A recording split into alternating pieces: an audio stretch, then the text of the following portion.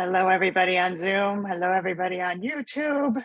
Um, First of all, apologies. This got rescheduled because I had a power outage and a little bit of drama. So here we are in the part two, of a talk about how ayahuasca works with past life trauma, which is a really tough thing to talk about because it's not something we can empirically prove, this existence of past life energy. But if you've worked with plant medicines, not just ayahuasca, but any of the altered spaces, you may have experienced this feeling of time and space like an accordion just collapsing. And it creates this sense of awareness, I guess I would put it, that the individual journey that we're having as a single consciousness that has an identity of a single being, it's just the tip of the iceberg in terms of who we are in a macro relationship with consciousness. And ayahuasca in particular, I find that she, out of all the medicines, is most capable of bringing us into an expanded state, because her uniqueness as a medicine is that she does what all psychedelics do, in that she makes us cosmic, expands us in that way where we can feel interconnectedness with the entire multiverse. But what makes her really unique is she brings us just as deeply into the individual essence of our souls, let's say, or the recesses of our psyches. So my teacher used to call her both and medicine. She is both cosmic and very, very personal, which is really unique, and it's powerful. It's a lovely thing to talk about when you're in it, when you're both deeper into the expansion of who you are as an individual and at the same time feeling like you're connecting with the cosmos. That's a lot to hold, which is why sometimes when we're with her in that intensity, it's like, I can't take it. I've had it so many times with her where I'll say over and over again of like, Mama, I can't, it's too much energy. And she will just repeatedly say, but you're doing it. I'm like, feeling like we're going to spontaneously combust. But I think in those intensities, those times where it's both expansive in the macro and in the micro, the individual, that's where we can often feel this connection to who we are as a being that far exceeds the story of the life that we've had, in our 30, 40, 50 years that we've been in this body on this journey. So that's what I want to talk today about, not just trauma in terms of connecting with our past lives, but just connecting with who we are beyond the individual story we've been carrying here, which is, it's really magical to have these experiences with these medicines, because I think those are the times where we get to obliterate the idea that death is an ending, the fear that we carry of like, oh, is this it? And in those portals with altered spaces, it's not that we can really give it accurate language, but man, you can feel like, whoa, this is just a tiny pixel, this memory of the last 50 years of who we are as souls in the greater story. So I guess before I go any deeper into talking about how ayahuasca works with this, probably important to define past lives in general. What do I mean by that? And yeah, just give some language around that. So the way that I define past lives is not just in terms of me, Kat, having a timeline that includes many other journeys. Past lives, I think the experience of every single life that has ever lived on this planet and elsewhere is in what we'll call the collective consciousness.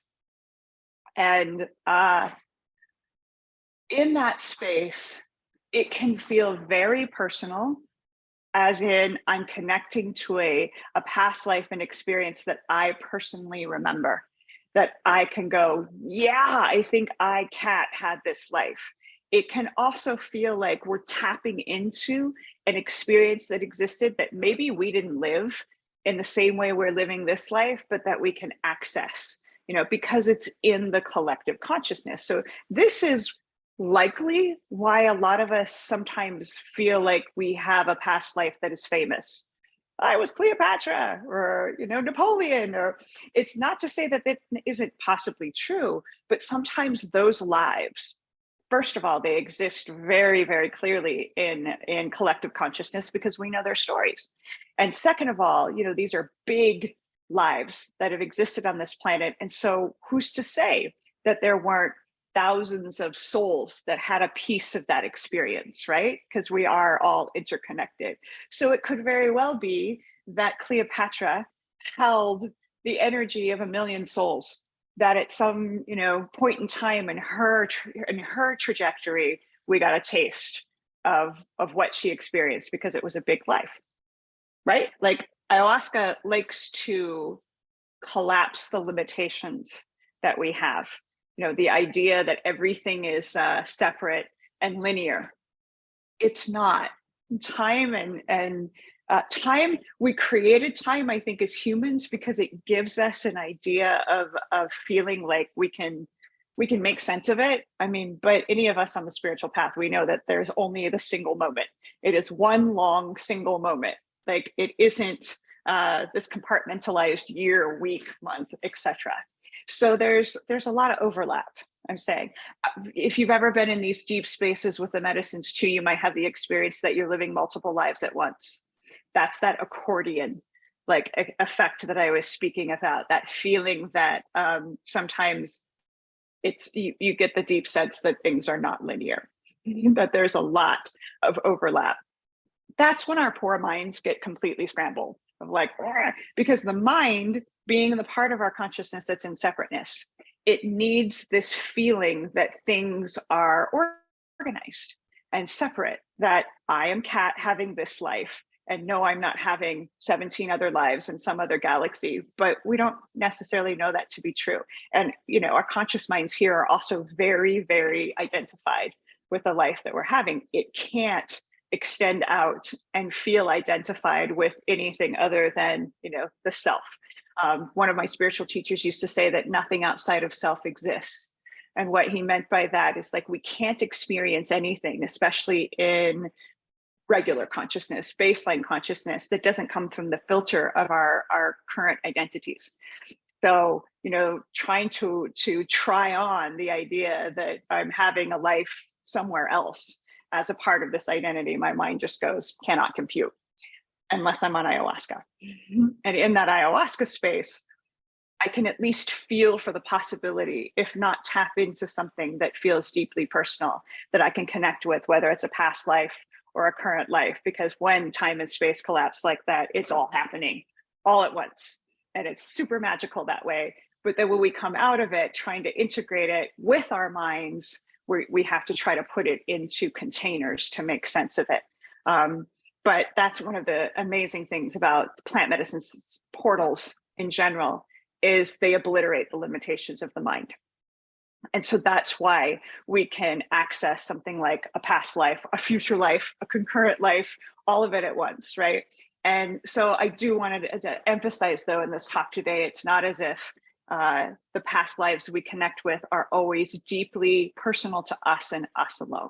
We might be connecting to something in the greater relationship with consciousness that isn't necessarily personal. But then why? This begs the question of why? Why would ayahuasca have me connect with the lifetime of Cleopatra if it wasn't me personally that lived it? Well, I know from her wisdom that whenever we connect with something in the past, however it feels, it relates to the present. It relates to something we're working on now. It's never an accident. If I have some sort of vision of being Napoleon in a battlefield, there is a correlation to the experience I'm having in my present life. And so that's one of the fun parts of integration is, okay, I had this weird, intense, very real feeling vision of being at war, as an example. Well, that might be an invitation for me to look at, like, where am I waging a battle in this lifetime? Maybe I need to channel the energy of Napoleon, or maybe I need to heal the energy of Napoleon. There's a method to her madness and all of the plants and what comes in. And that's what we get to do in integration. We certainly don't have to feel the pressure of doing that when we are in the actual experience. That is a trick that the mind tries to do to bring us out of the experience. So if I am Napoleon in this vision in an altered space, it is not my job to figure out why in that moment. It's like, why is this coming in? But that's what the mind does, in part because it's all it knows to do, but also because it creates some distance from the full experience, because that's a lot. When we're having a vision that feels completely foreign, right? That pulls us out of the story that we have for our own identity. The mind has no choice but to try to wrangle that back in. Of like, whoa, whoa, whoa, whoa, whoa, what is that? That's too much. But the invitation I always give people that sit in ceremony with us is just try to be with it, whatever's coming in. You don't have to make sense of it. That's for the aftermath. Just being almost like we're watching a movie of like, even though it feels much more real than watching a movie, it can at least help us if we can remember we're just witnessing this experience, that we don't need to figure it out, that we don't need to contain it, that we don't need to control it, just witnessing it. So it's in the aftermath that we get to connect the dots of like, okay, what was that about? How does it relate to what I'm going through now? And some of the ways that we do that is trying to bring back in the emotions that are triggered when we're having past life visions, we're having experiences with the medicine where we're like, time traveling essentially, is to try to snapshot and remember the emotions that are coming up. If I'm having a vision of being Napoleon, it might be awesome and fun. It might be like, this is great. It might be terrifying. It might be incredibly painful. It might be, any spectrum of emotions. But that's really, in many ways, the emotions that are triggered as a result of these experiences are far more important than the details that we remember, whether we're seeing it, whether we're hearing it, whether we're feeling it. The emotions around it tell us about our relationship to it. And that's really the core energy that we want to work with as we're integrating it. I think sometimes we get caught up in the story of, I was Cleopatra and I did this and I did that. It's like, well, even if that's true, why is it important to know that now? What is it about these experiences that we remember? And by the way, I feel like I want to emphasize too, at least for me personally, a lot of the past lives I've remembered are really not all that spectacular. It's not Cleopatra. It's not some grand story. It's one memory I had is this repeated day after day after day experience of working in a rice field. And I remember I didn't have any teeth, and it was just this white t-shirt and khakis over and over again, going into the rice field and working. And she just showed me this in light speed over and over again, this memory of being this being. A simple life, but there was like really important aspects of that she wanted me to embody in this life that I was sort of pushing away. So it's sometimes glorious and fantastical and like, where Joan of Arc being, crucified, or sometimes it's very simple. But there's always meaning, and gold in that. And so when we're integrating that feeling into, okay, how did that experience impact me? What came up as I witnessed or remembered this particular lifetime? And not to get caught up in like, was that me? Did I live that? Like, because these are details that the mind wants to ponder that we can never prove, that it's just kind of a wild goose chase. And so instead, just being with the idea that it was impactful and important that we remember this experience and we integrate it in some way without needing to know, was that really me? Am I connecting with the collective consciousness? Is that an ancestor? Like, it's kind of not important, nor is it something we can truly like statistically ascertain. Like, we just got to accept that the experience was brought into our awareness because it has meaning, and not get caught up in like the other details of the story. So that's what I mean when I define past lives. It's essentially, I use the term soul a lot because I feel like the soul is our essence of our unique individual, like energetic snowflake. I separate language of spirit and soul. This is something that ayahuasca gave me years ago in terms of trying to understand these components of our consciousness. I know in the spiritual language, we often use those interchangeably, and there's probably good reason for that. But I separate spirit and soul in the context of this conversation. Soul is the individual. Spirit is the part of us that connects to the all. Because it's interesting, right? When we can hear this in the language that we use, we don't call it a dark night of the spirit. We call it the dark night of the soul, because the soul, us, our individual energies, can go through deeply painful, difficult challenges. Spirit, Aya taught me, is always aligned with the interconnected oneness. And so spirit doesn't go through hell the way that the soul does, because spirit is in unity. The soul comes down into duality. The soul gets to experience contrast, polarities. But when we die, when we're out of the energy of duality, when we transition out of our bodies, spirit and soul come together. They're one again. But while we're having these journeys, soul is in the illusion of separateness. It is an illusion, but damn, it feels real. So honoring that, the journey of the soul, it's like the soul is where all of the memories that each of us as individuals, is stored in this lifetime and every other one. From the moment that the soul kind of broke off from the oneness and is having a separate experience. If you don't know Alan Watts' work, he is an incredible, beautiful, articulate being around these ideas of separateness and oneness. And the way he described what I'm talking about right now is, imagine that there is a light bulb, and we take a piece of paper and we punch a bunch of holes on that light bulb. We put the paper over the light bulb, shine it up on a ceiling, and you're going to see individual lights that look like they're separate. But if you trace them back, they come from the same source. And I think that is an absolutely perfect metaphor for what happens when a soul fragments from the all, extends out, and has the illusion of a separate experience. And so when we're connecting with past lives, we're connecting with different adventures that our individual soul light has had. Always connected to the all, but in that experience of separateness. So it's the journey of the soul that we're connecting with these past life experiences. Let's see.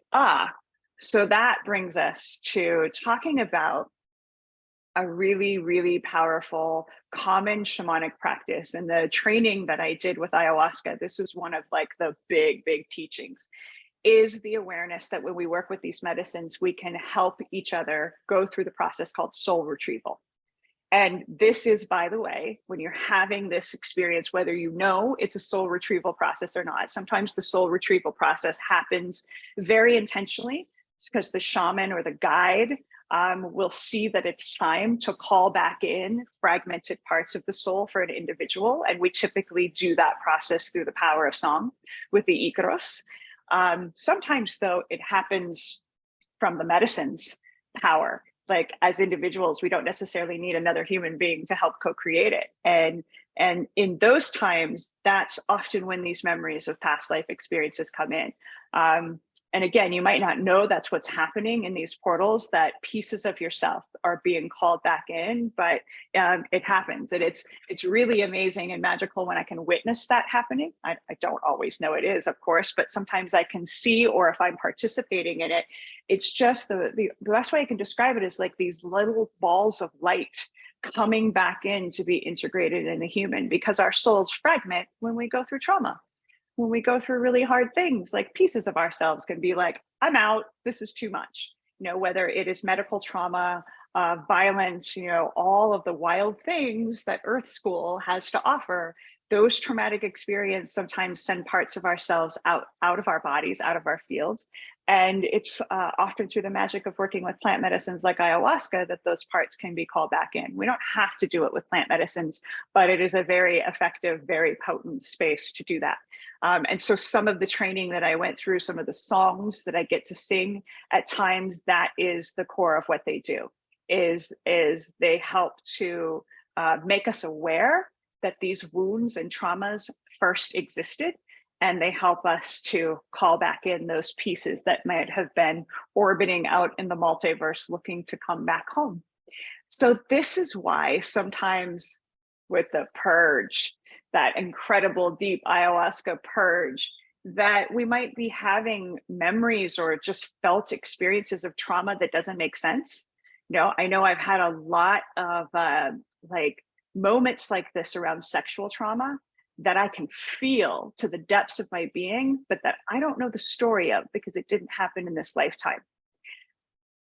Ayahuasca is always really keen with myself and the people I work with to insist that we honor this. Just because we don't remember a specific trauma doesn't mean that we don't carry it in us.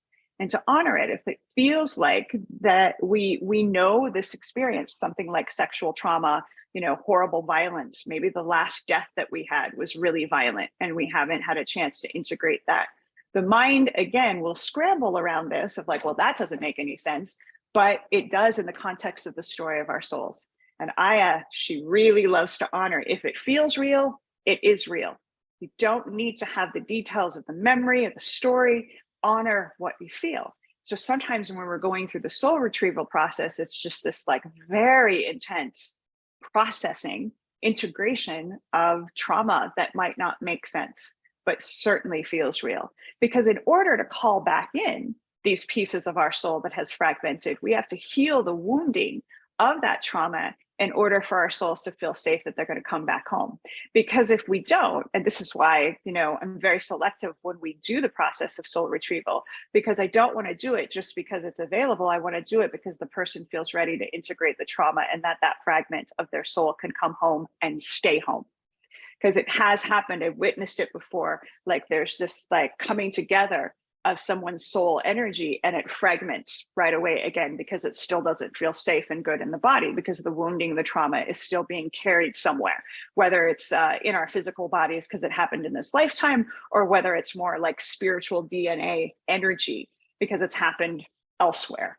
Yeah? So allowing ourselves the gift of feeling and processing these experiences, whether or not we think they're real, that allows for that spaciousness for parts of ourselves to be called back in for good, and so that's why, sometimes that ayahuasca purge is like being turned inside out. It's so bloody intense. And you're like, what is this? What am I purging? Maybe it's past life trauma. Maybe it's experiences that have been so deeply embedded inside of us that we can't access the memory of it, but we can sure as hell feel it. And so, especially the purging process, whatever's coming out, we don't want it. We can celebrate it. We can trust what we're feeling. It rarely makes sense, in the way that the mind likes it. But the aftermath of things like this. So myself, I've gone through soul retrieval. It can be some of the most difficult experiences in ceremony, but then the feeling in the aftermath of like, I feel more like myself, a deeper experience of wholeness. That says everything. Like if there's this feeling of being more integrated and whole after an experience like this, do we really need any more evidence that something magical happened? This also extends to the capacity that we have in ceremony to also maybe integrate traumas of our ancestors, of our lineage, that were not able to be processed while these members of our tribe were in a body. Because one of the things ayahuasca has taught me is that although it's really difficult here on Earth School, and part of being in a body means that we get to experience the whole range of emotions, the entire spectrum of darkness and light. It also means that while we're here, we have the capacity to heal, integrate these things, to experience more wholeness. She has shown me that when we leave our bodies, spirit and soul come back together, we have some distance from the intensity, the density of this particular dimension of consciousness.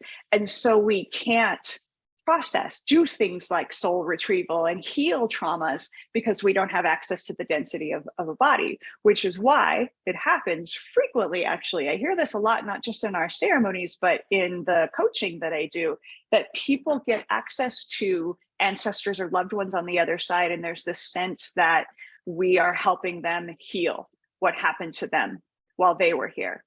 And I totally hold that is a true experience. Why couldn't it be, right? But the caution that I want to throw out around this is just because an ancestor or a loved one appears to us in a ceremony and says, hey, will you help me heal something that happened to me? Doesn't mean we have to do it.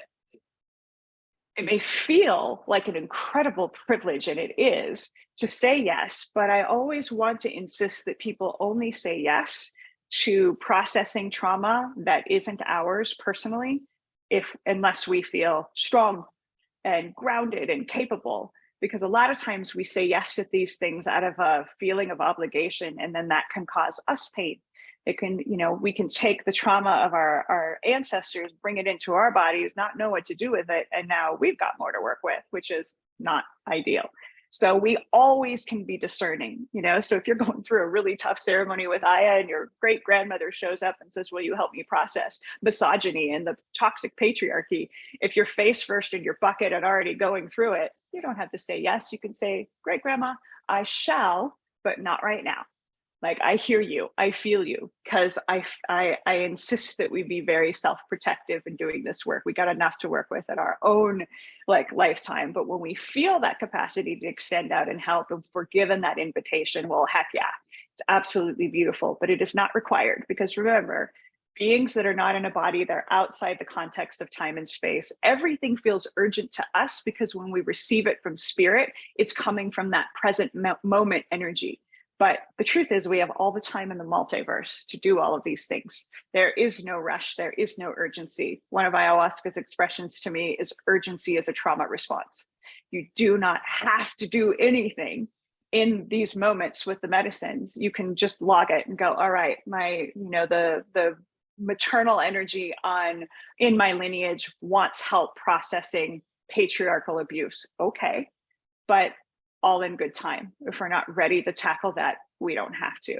But just the realm of possibility that happens with these experiences is so incredible. For example, I used to work with a medicine sister whose son was schizophrenic, which means that he couldn't sit in ceremony. It wasn't safe for him.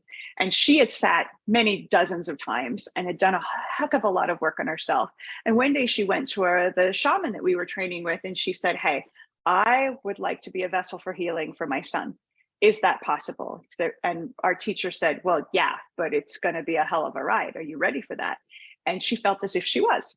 And so I wasn't involved. My teacher doctored her, did some soul retrieval work, called in the energy of her son through her vessel, and we did some magical work in the ayahuasca space. And it actually extended out to her son. It was really incredible.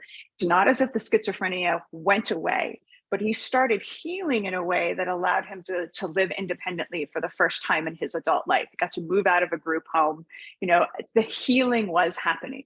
So there's an example of how we can use our physical bodies as a space of healing for people that we love.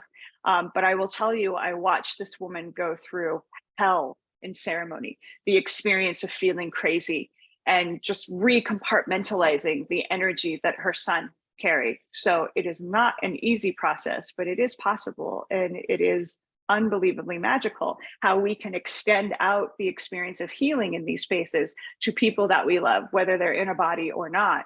But we only want to do these things if we ourselves have become masterful at the art of self-protection, and that we know a bit about alchemy. Alchemy is the transmutation of energies like schizophrenia into energies like stability, clarity, and love. So, very easy to talk about, not easy to do, but the fact that these spaces with medicines like ayahuasca make this possible, it's pretty incredible. Let's see.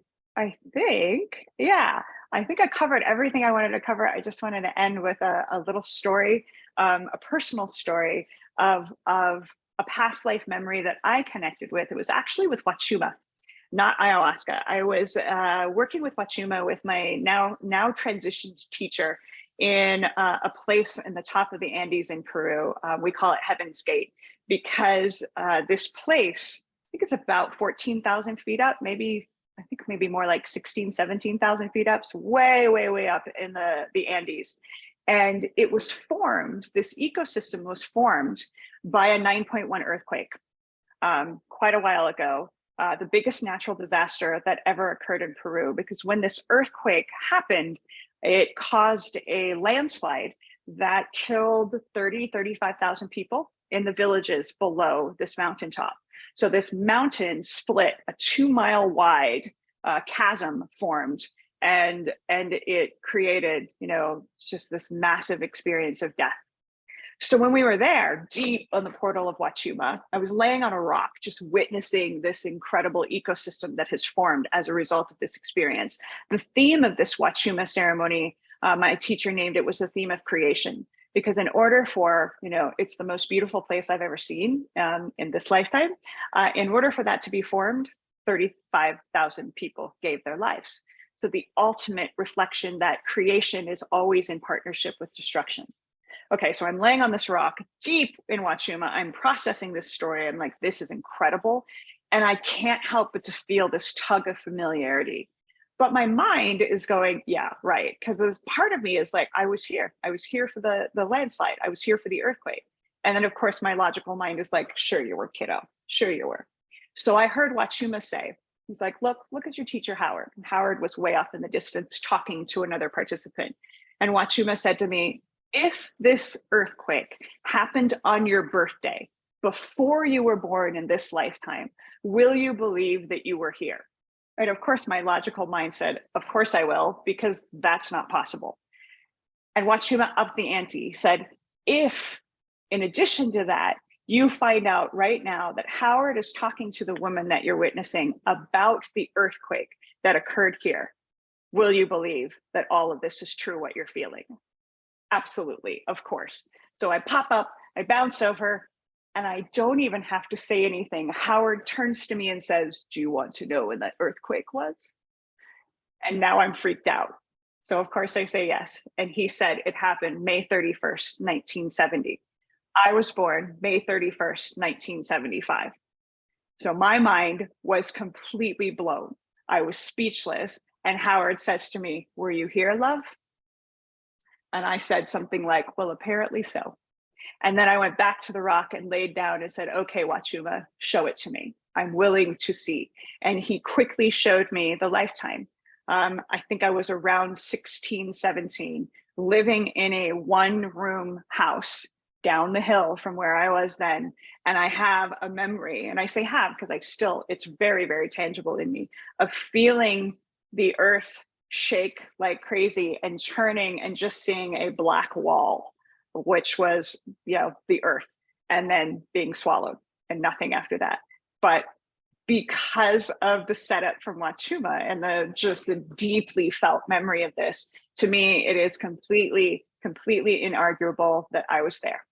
And that I was part of the 35,000 people that gave their lives for this incredible place to be birthed, and that I got to come back and see it in this lifetime, what I gave my life for, basically. Not willingly, by the way, but pretty freaking magical.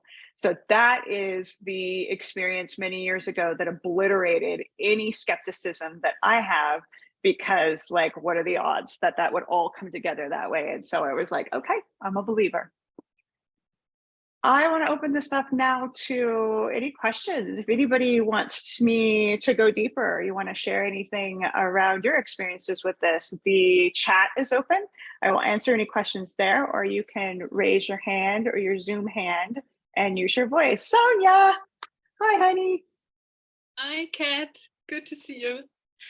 You too. I once had a session where the teacher, the guide, asked me to go back to the earliest memory I had, to the earliest lifetime, where I felt completely held and without trauma. And I couldn't find any as a human, and or I didn't. So what just came up very spontaneous was as a kind of a fox, I would say, living with my fox family under the earth and brown fur. And that was, so to say, the trauma-free lifetime that I could remember. And also there are like feelings of being very connected to redwood trees. And so, yeah, so this is my question. What about our lifetimes with as animals or plants, and also like parallel, yeah, like happening right now also, because that's another thing that I have. It's like maybe I'm a whale at the same time, like right now under the earth, under the water somewhere. I would love to hear you. Thank you for this question, because yeah, that's a super important thing to emphasize, that of course our souls could have been and are currently plants, animals, alien beings. Like, there's no limitation here. And by the way, you and I have this in common. I went through a past life regression once where the person asked me the same thing. Let's go back to a time where you felt whole and fearless. And I remembered a time as a condor, not as a human. Remember looking down going, I have huge talons. Is this okay? And it's like, of course. And which speaks to, the intensity of being human, right? If we can't remember a human lifetime, assuming we've had many, that felt free of trauma, obviously this is not an easy choice to choose to be these beings. But yeah, I completely resonate with that. And your question around, can you be a whale as well as Sonia right now? We think of our souls as just like fields of energy. Why couldn't they, be in two places at once? Why couldn't you be having an experience as a whale in the ocean and having this lifetime too? No, I don't know any of this factually. I just know how it feels when I'm deep in these expansive portals, that all the limitations that our minds try to create around the idea that everything is separate and compartmentalized, it feels like it's BS. So you feel connected to whale and you feel there's this experience that you're having as a soul, I say that's valid and real. We can't prove it, but why wouldn't we want to believe it? You feel that something like that is true. It's beautiful to feel what is possible and to feel more limitless. So yes, to all of that. Did you want to follow up anything else with that? Well, it's not a follow-up, but it's another question. Keep it coming. So my parents always said, not always, but at one point they told me that they think that I am a reincarnation of my dad's sister, his youngest sister, who died like 7 years before I was born. And she took her own life. She jumped in front of a train. And I always felt like might be, and I always felt some kind of love and warmth towards her. But also when I go there, like trying to find out if it's true or not, it doesn't feel, that's the strange thing. It feels like, yeah, might be, but it doesn't feel traumatic, kind of. Like the trauma is not yet my time to process it, or also it's kind of, it feels calm in a way. Yeah, I'm not sure what to do about it. I wanted to share and would like to hear your take on that. First of all, super beautiful. And I hear a lot of stories of people who feel as if they are the, reincarnation of family members. This like, I sat with somebody once in Aya. His mission was to connect with his dead sister. She had passed many, many years before. And he came out of that journey going, my daughter is my sister. My daughter is the soul of my sister, and like knowing it to his core, which is so beautiful. Of like, well, of course that can happen. But your comment around, you don't feel a trauma around the way that she passed, especially because she chose it. Maybe there isn't a trauma there to process at all. She chose it. No, why couldn't our souls be like, I'm out. I'm going to do this, jump in front of a train, and not have to have the imprint of trauma. It could be that she really needed out, that was exactly what her soul needed. I'm, of course, not advocating that we do these things, but I also know that death is safe, and that we all have our karma to process. But I don't pass judgment on any of these choices. It seems like it would be traumatic, right? But if you don't feel it and you feel a connection to her, like maybe there's either a soul connection or you are her, it doesn't necessarily mean there's a trauma there to process just because it's a pretty intense story. That resonates so much. Thank you so much. Which feels really good, right? That we could have memories of experiencing things like this without carrying the trauma. Because at some point, the trauma is integrated. It could have been integrated instantly when it happened. It could have been integrated in an experience that you don't even know is related to that in this lifetime, right? Like it's, but like when I remember getting killed in that landslide, I don't feel trauma anymore. I did when I was younger. I actually came into the world with what they call taphophobia. Taphophobia is the fear of being buried alive. And I made my parents put a living will, like, you will not bury me. And then later on, ayahuasca showed me why, because I was buried alive and I processed that trauma. I don't feel it in my body anymore. I'm like, haha, that happened, and it can just be a fun memory, actually. Be fun because it wasn't the end, that everything continued. And if this is true, our whole journey as souls, we have hundreds and hundreds, if not thousands of lives. We're going to die every single time. And if we carry every death as a trauma, jeez, we're going to be a hot mess, right? So we got to get to the place where we can feel into these things without it being traumatic. I had a memory of being beheaded in a ceremony once, and the first two times they chopped it, they missed.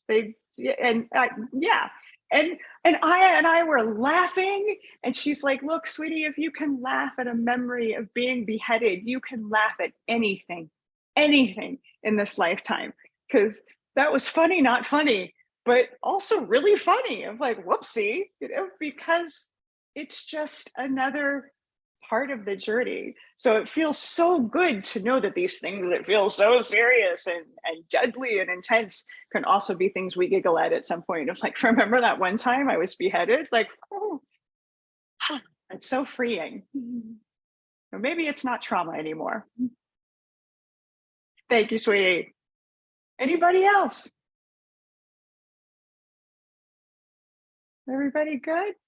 I have a question for you, Kat. Yes, Ma. Hey, Hi. good morning. This has been really very interesting. Okay, so does Aya ever show you or people like positive past life memories? Good question. Because a lot of times it sounds really traumatic, right? Yeah. Yeah. I mean, I was mentioning she can show mundane past life memories, like things that don't Okay, you even did mention feel that. Okay. that significant, but heck yeah, we can see past life memories that were incredibly joyful and happy. Those need to be integrated too. And thank you for asking this, because we often just emphasize the trauma, all the hard Mhm. stuff, of what about the glorious, incredible experiences that we've had? Yeah, heck yeah. I've had those too. I like the memory of the way that I died in the last life. I was also shown the incredible life that I lived, being so happy and connected to the earth. And like, that's where my love of Peru and the shamanic energies and working with ayahuasca and all of that comes from, because I had a lifetime previous to this where that was the center of my world. And so that was actually really joyful. I wasn't so pleased about the Mhm. earth swallowing me up, but the rest of it was awesome. Yeah, no, that's helpful because I mean, I'm thinking about, I mean, for me, just thinking about there was a lack of joy in this current lifetime. And the that's partly from the trauma, but it's like what what makes my soul happy, right? So seeing past lives where there was joy, that is equally informative in terms of finding yourself, as clearing the trauma would be, right? So I mean, maybe not equally, but I was just curious. I would even argue maybe even more so, Mhm. because like we need to remember, like the ability to giggle at a memory of being beheaded, like, just that lightness we all deserve, considering the heaviness and the intensity of what we experience here on Earth. So I would even argue Yes. the past life memories of joy are even more healing, simply because like it can bring levity to what we're experiencing now. Of like, oh, if I experienced unbridled joy in past experiences and that's in my soul, why can't I have it in this lifetime? Like it's such a ray of hope. Yeah. Yeah, absolutely. Okay, yeah, thank you for that. Thanks. Thank you for this. This is fascinating. Because I really, that's like one of my many goals is to seek out what other lifetimes I had that created this crazy one, and I do appreciate the laughter at the guillotine. I think that's what they called that thing. I had a moment with the mushrooms a couple months ago where, I mean, there was just so much immense grief over walking through what I've walked through, and then I laughed. I just laughed so hard at and so when you said that, I was like, okay, I identify with that, and it was a relief to be able to. I mean, it's not funny, but like, what else are you going to do? So anyway. Exactly. Exactly. We can either let these kind of mysterious memories bring us more into a place of heaviness and sadness, or we can giggle at the absurdity and the wildness of all of it, and it feels better to giggle. Just what in the heck? This is crazy, but we can bring such lightness by being willing to laugh at all of this, and to know that it is not what it seems, in terms of like, this isn't it. There's so much more to our soul's journey, thank goodness. Because it's just like Aya said to me the other day, I was talking to her about safety and like trying to cultivate more safety in my body, and she goes, you kind of went to the wrong planet if you want to feel safe. Like, Earth isn't that. It's not safe. It's so intense. It's so dangerous. It's so edgy. But in the bigger scope of things, it's safe because our souls are safe. They're safe. Our bodies, our egos, our beingness, not safe here. But that's by design. But nobody gives you the memo. No, I said the same thing. I'm like, when I was looking at the brochure for Earth School, there was none of that. Most dangerous planet in the multiverse. I'm like, no, it's like, look at the mountains and the oceans, and like, this looks lovely. I'll go here. No, if there was fine print, I didn't read it. Yeah. I love that the brochure for Earth School didn't include. Well, that's not a selling point. Clearly, who wants to come to a planet like this? Because that's where I'm at these days. What kind of planet? Oh my gosh! Like, what kind of? Who wants to come to this planet? Anyway, all of us that want to learn and grow and expand. Right. Like, the souls want to come here to grow and expand. But, again, I didn't get the memo. I did not get this memo. I have, I've talked to you about this before. I have such a tangible experience on the regular of my ego being pissed at my soul for what it is that she came to do. Because my soul is always like, this is great. Oh my God, let's go to jail. That sounds fantastic. And all these things. And my ego's like, not good, not fun, don't like this, so they are often at odds. I feel you. Yes, absolutely. That's why I say my soul is doing somersaults. Damn this soul.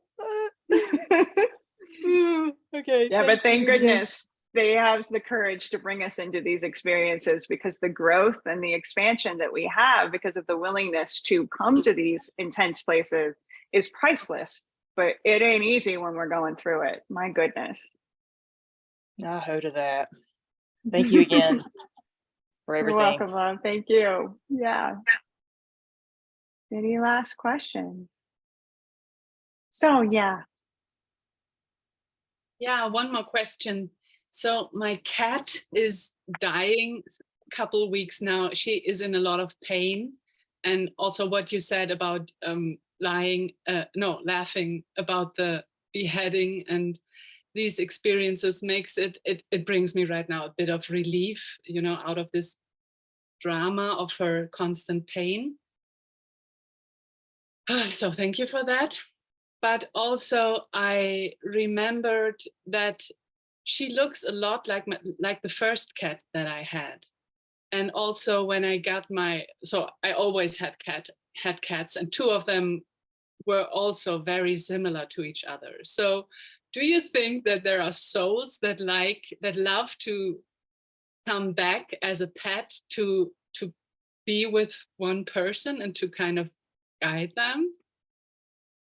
Well, you know about my soul kitty, Mr. Boo, who transitioned 10 or so years ago. Um, I, I mean, it may have come in an ayahuasca ceremony. I may have just felt it intrinsically as like that cat was my soulmate. We knew each other so many times. And what I felt from him is that he agreed to come back as my cat, but it was his first time as a cat. And he would like stare at the litter box and just be like, what the fuck? I have to poop in that? Like I could just feel he was this regal, incredible being, but he had to poop in a box. And like, you know, I would feel it from him. Like, this is how much I love you. I came back as a damn cat in order to be with you and to teach you unconditional love in this lifetime, because that's what Mr. Boo did. So, and he has come to me many times in ayahuasca ceremonies, and he's like, just so you know, when you transition, I will be there, but I'm not a cat. Don't look for the big black ball of love and floof. Look for you'll recognize me as a soul.